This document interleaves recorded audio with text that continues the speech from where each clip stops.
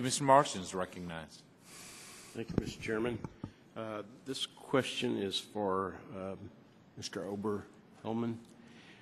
You talk about the jobs that can be created through this, the treaty.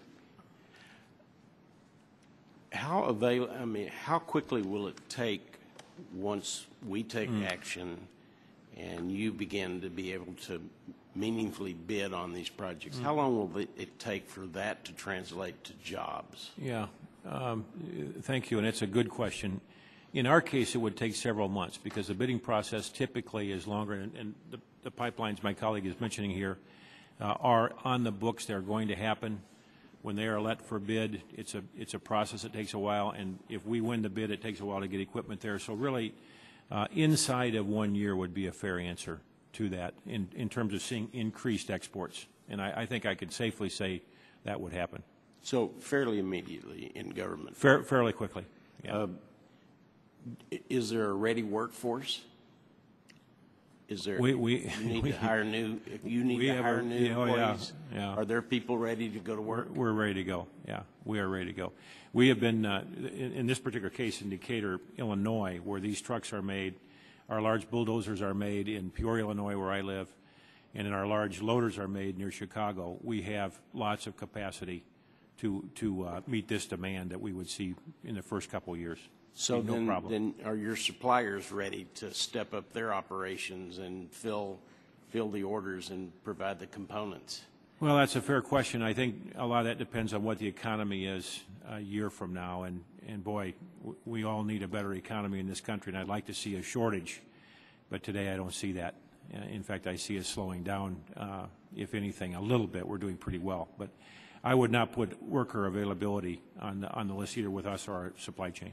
So this could be something that, other than the House sending 30 jobs programs over to the Senate, that they're using basically as doorstops, the bills.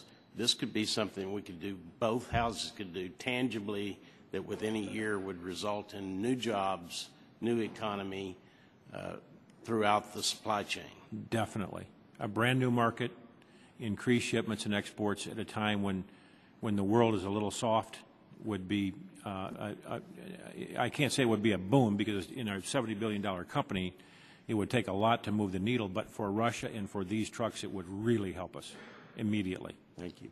And Mr. Mackin, people in Russia that are getting these pacemakers, do they have is there a broad range of companies worldwide that are willing to come in there and fill the void if you were to be capped in what you would be able to do? Yes, there's 5 I would call major players, and there's a few minor players. The biggest one, not dissimilar to some of my colleagues, is a German company in particular that will immediately see this as an advantage, competitive advantage, and kind of swoop in like they did in Brazil. And I think it's different from the Caterpillar example. Well, you sell the truck and there's this tail.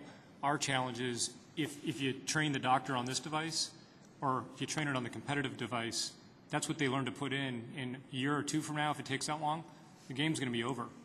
The market first mover advantage is gone, and to break back into that is very difficult. The market's happening now.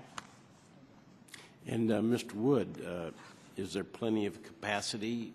Do the farmers in the United States have plenty of capacity to ship grain and chilled beef and pork if the market's ready to be opened up? Somebody's going to fill that market. U.S. farmers look forward to filling that market. There is capacity. We talked about intellectual property rights here a minute ago. That's important to us, and we always look at that as a high-tech company, but we look at that in genetics and what we're doing to able increasing food supply, whether it be animals or whether it be crops. Those types of advancements certainly would help farmers address this market. If we really think about American agriculture, it responds to the demand. Sometimes it over-responds, and that's when we need your help. But it will respond. The food, the products will be there, and it won't take that long to get it there. Thank you, Mr. Chairman.